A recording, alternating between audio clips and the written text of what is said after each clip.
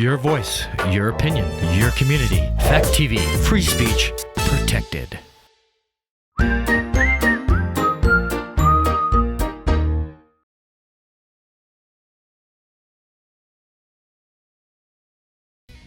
news, politics, business, sports, arts, music. Mike and Marty on the beat. Mike and Marty. Mike and Marty on Good morning, Rockingham, and welcome to the feed. It's Mike and Marty, and here we are. It's May 26th, back from Florida. You're back from Florida. Yeah. You survived. It was great. It was a fun Manatees, trip. alligators, Manatees, alligators, dolphins. southerners. Yes, that was the most dangerous thing, but we made it through there. The wildlife was a lot of fun. We did just had amazing food, amazing places to stay. We stayed in an old Airstream trailer for a couple days. and- Nice. Yeah, it was really fun. By choice? By choice, yes. It was the Airbnb. It was really a lot of fun. And then I've forgotten how inconvenient Airstream trailers could be. Taking a shower in this little space was interesting. But anyway, Marty, what do you have for local events? Oh, today we have Leslie Goldman. She's going to be on. But first we're going to start with Marty. I'm trying to get back in the groove here. Yep, local event. So I just wanted to, last week we had Rachel Navy on, and there was a little bit of a mix-up with her email address. Because her email address is rnavy@outlook.com, when you write it out, the rnavy actually looks like Mavy. Yeah. So that's how it came across on the screen. So if anyone's interested in reaching out to her about anything she showed you last week, the tarot cards, the dream catchers, the essential oils, the smudging kits that she does, that she has all of which she has available at River Artisans, you can actually reach out to her email. Again, it's rnavy@outlook.com. So Pete's stand is opening. It's Yes. officially Today. today. Farmers markets, they're going to be opening soon, so we'll definitely keep you posted, and maybe hopefully we can get someone from the farmers market this year. We Yeah, haven't had let's see if I anyone in a can't couple work on years. And things are starting to happen again. There is open studios at 33 Bridge Street on this weekend, on Saturday and Sunday, so the 29th and the 30th, from 11 to 5. Artisans include Chris Sherwin and Nick, I have no idea how to pronounce that. They're hand-blown glass. Scott Morgan's abstract paintings, Jeanette Stanley's collage, home decor and gifts, Claire Adams' painted glass, and Judy Leidy's handmade soaps. So be sure to, if you're out and about, you can actually go in. You know, you don't have to stand outside the door anymore. You can go into 33 Bridge Street. I believe there's an art walk in addition on this Friday afternoon. They're trying to bring back the three. It's not three FBF, but they're bringing back the art walk. And then the Bartonsville Grange is open.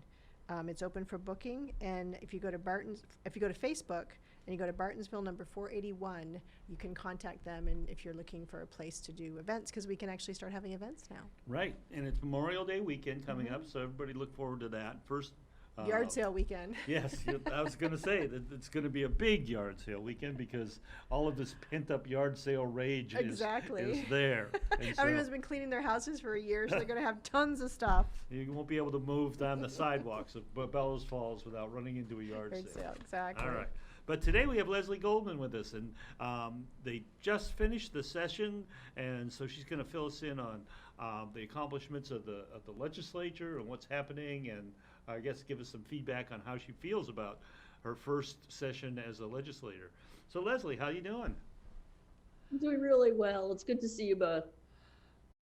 So, well, go ahead. I was just going to say, so we were talking beforehand. So you finished your session, and you stated that the end of the session was pretty anticlimactic. You were expecting something different. So talk a little bit about that.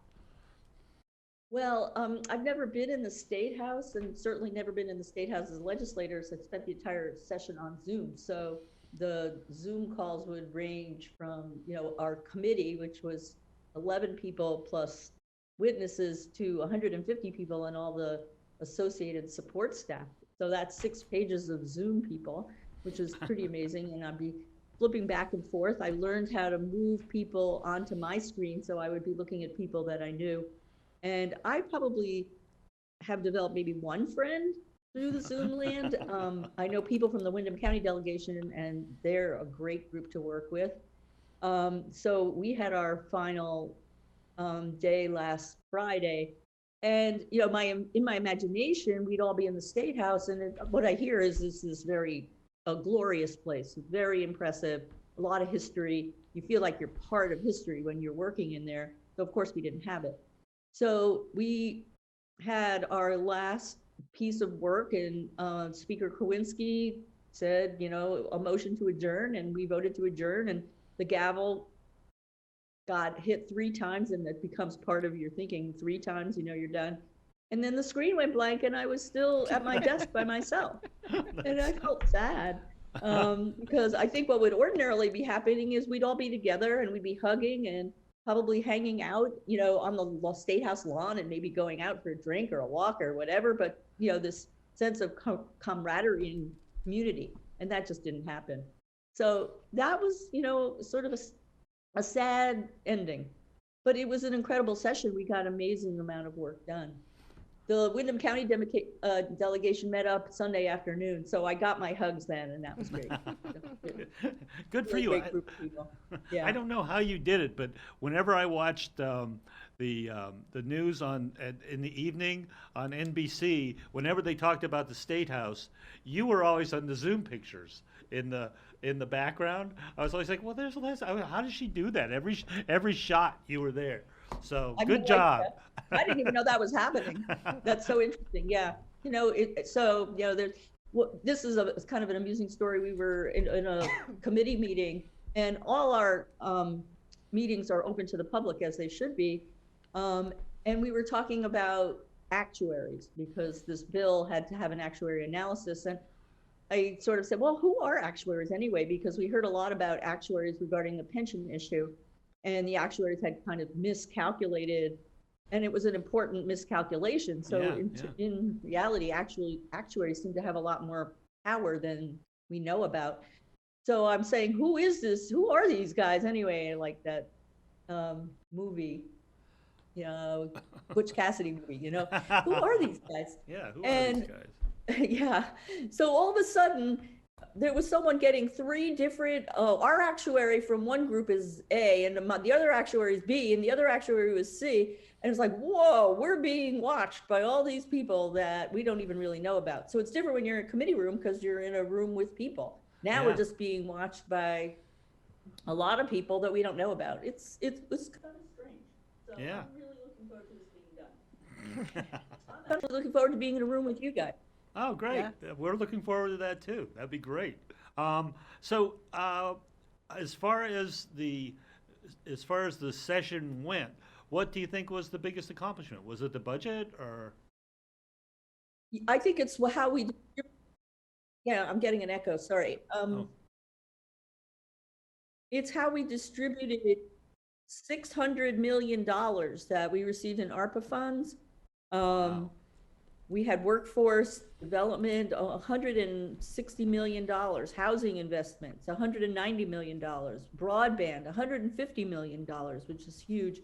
Technology modernization, $66 million, climate action investment, $54 million, clean water, and tax issues, $24 million. So a huge amount of money has gone into, you know, this is one-time money, so we have an opportunity to develop infrastructure and sort of create systems that we then, you know, we can test things. There's a small schools grant that's going to test a community school project for 3 years. So we're using this money to advance the state in every level. So it's good. It's very exciting. Yeah. Now, is this is just a first wave, or this was all of it? I think there's more. Oh yeah, we're supposed to be getting over $1 billion. So a bunch has been reserved to see what happens. But we have 3 years for this money. The initial amounts of money came in, and they had to be spent by December, within a few months. And that put a lot of pressure on lawmakers. That was last session. And that's why the session went into October or late September, something like that. But with this year in the Biden administration, thank goodness, they say you have to spend the money in 3 years. Well, I think that's important. It's important to be thoughtful about how we spend this kind of money. and thoughtful which sectors and how we support them. We have to support small business. We have to support working families. We have to support childcare. I mean, there's so many different aspects that we learned about COVID, living through COVID, of where the cracks in our society is and how we can fix them. Housing is huge. There's, where I think a lot of people are experiencing, there's not housing for low and moderate income people. And how do we deal with that? And there's a bunch of money going into housing, which I think is huge. Someone said in my committee, healthcare, housing is health, because you can't be healthy if you don't have safe housing. And I think that's really true. It's very true. So I was reading on your blog, which is your website, and which is on your website, and you did a little blog about how a bill moves through the House of Representatives, and you were talking about the reporter of the bill, which is a very stressful job, and you are going to be a reporter on a bill. So is that exciting and stressful? And you want to speak a little bit to the people about what that actually means? Yeah, it was exciting and stressful. I reported on a bill that came from the Senate, and it was called S-22. And it was a very small bill. So I was pretty lucky to have a very small bill be my first bill. It was a consumer protection bill, because apparently in certain part of the states, there had been advertising for non-FDA approved stem cell products to be used in ways that were not studied. And there was no science behind them. But people who are desperate and frightened sometimes turn to these kinds of things when they are in very, very desperate and difficult health situations. So the bill I reported was just asking clinicians who use stem cell products for various things, like injecting into knees or treating baldness, actually, to just let people know, their patients know, that they're not FDA approved. And that was the bill I had to report. And my report took 9 minutes. I actually timed it. It was 6 pages, and luckily for me, it passed unanimously, and it's through the Senate. I don't know that the governor has signed it, but hopefully he will. Yeah. That was what was interesting is, you could have a very small bill like I'd had. A small bill, I don't know if you've heard of, was the Dr. Dinosaur-like bill that went through, that really affects only about 125 people in the state, but still an important bill to those 125 people who need health care, pregnant women and children, who otherwise wouldn't get it because of their immigration status. So that bill went through. On the other side of the spectrum, there are these enormous bills, like affecting all the elections. So reporters of the bills that are enormous can get very significant and thorough interrogation. You have to ask permission from the Speaker of the House if you may interrogate. And as I wrote in my blog post, you never interact with another member. You never mention their name. You only mention their title. And it is a way of keeping everything very respectful and not personal. Yeah.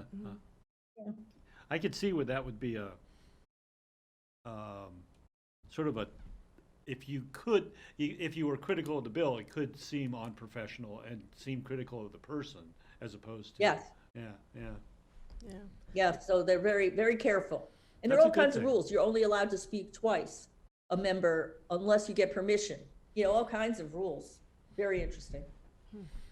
I'm sure they were developed over the years because of somebody probably threatened somebody with a duel or something if they didn't. Well, there's this book, which is pretty big and thick, called Mason's Manuals, which is the rules of all state legislatures. So I got myself a copy so I can understand it, because, it's like a game. I like playing games, but you got to know the object and you've got to know the rules. Yeah. So that's what I'm trying to learn, is the rules. That's excellent. So what do you see moving forward? What do you see as the big things on the horizon?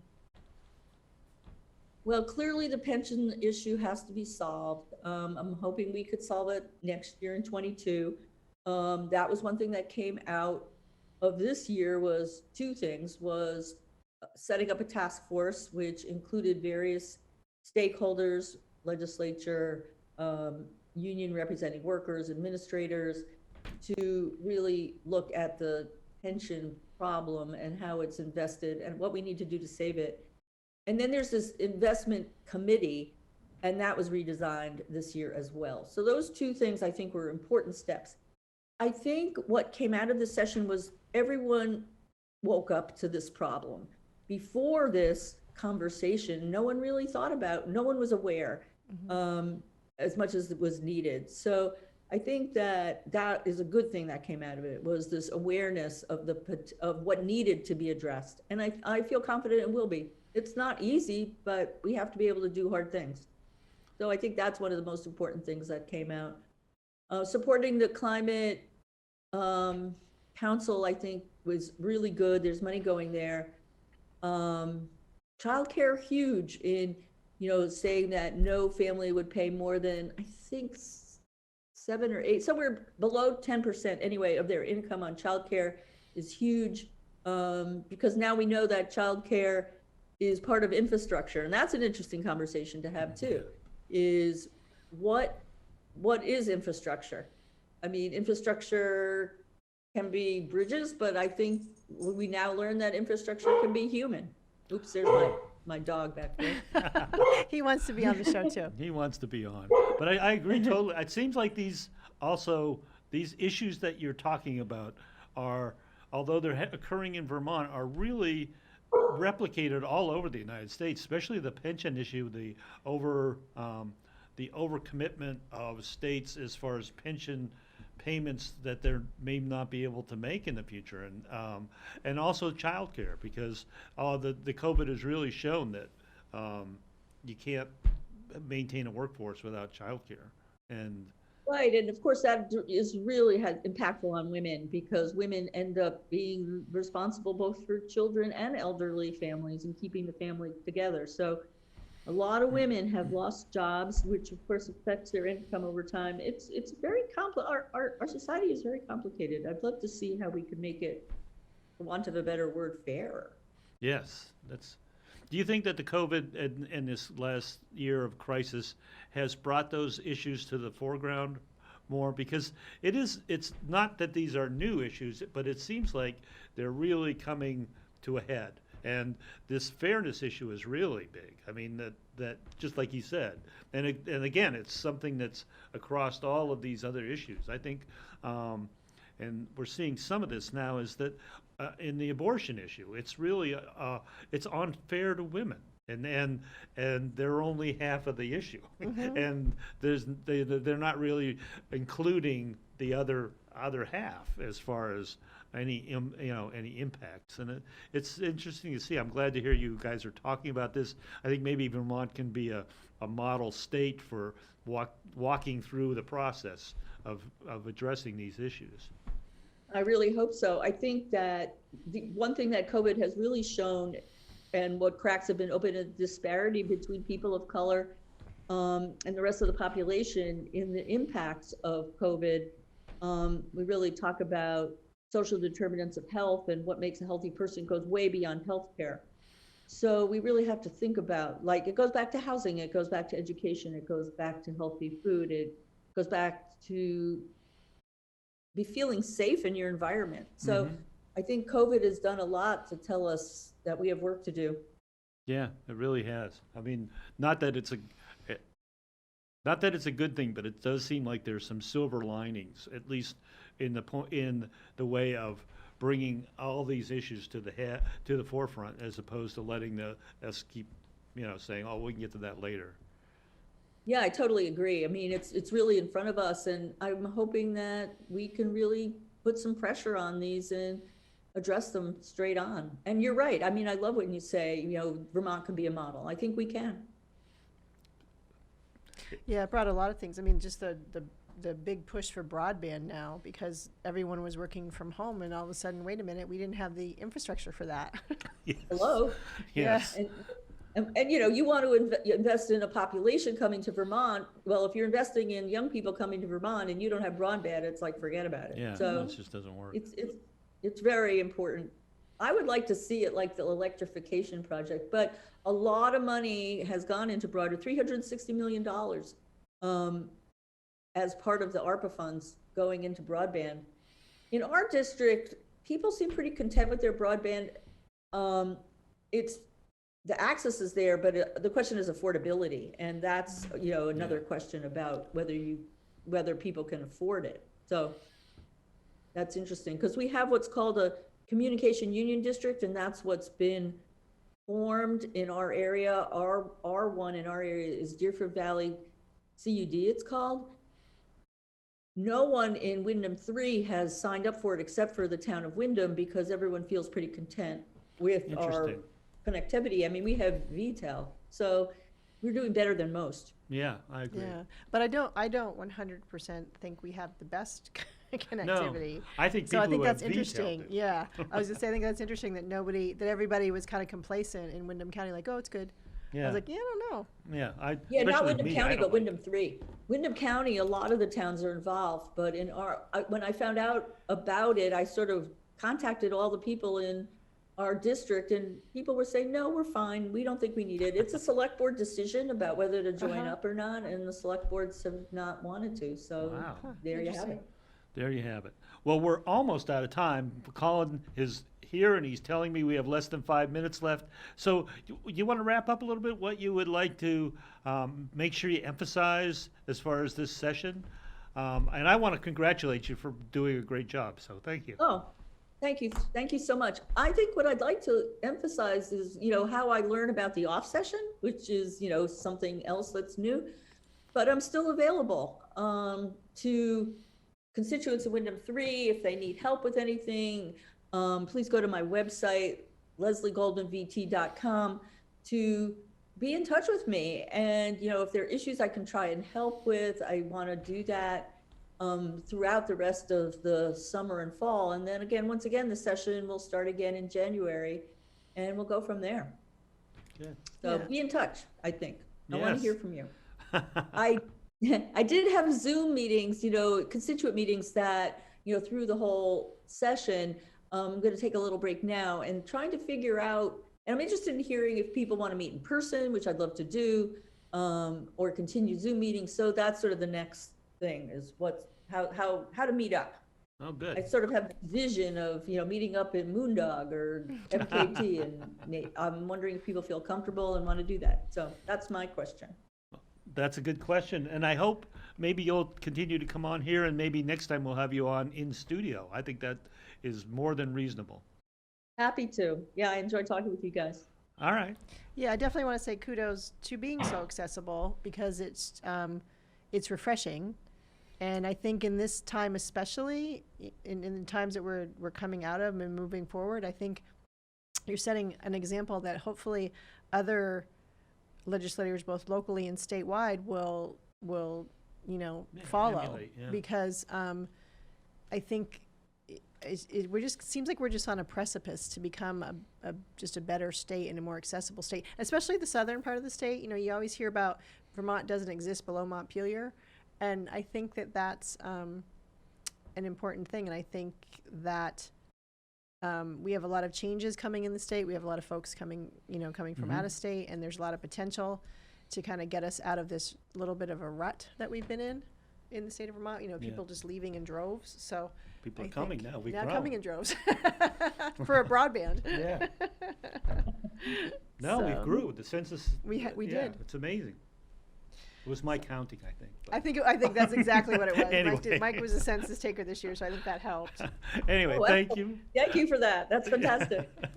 Thank you, and I think that's all we have time Yep. for this week. We'll see you next week, Rockingham, and see you from the feed. Bye. Bye. Local news, politics, business, sports, arts, music.